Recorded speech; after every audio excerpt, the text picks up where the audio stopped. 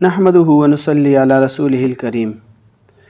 جب ایک بدعت ایجاد کی جاتی ہے تو اس کی وجہ سے ایک بدعت کی ایجاد سے ایک سنت اٹھا لی جاتی ہے اور وہ قیامت تک واپس نہیں آتی۔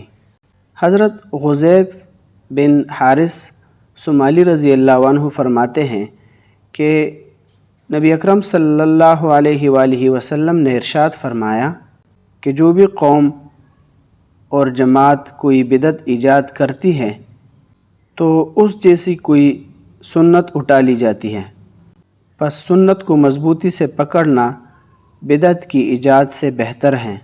مسند احمد کی روایت ہے۔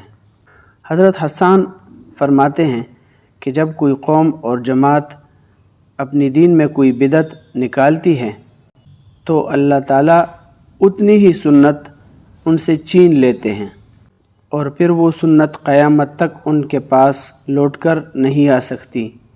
سنن دارمی۔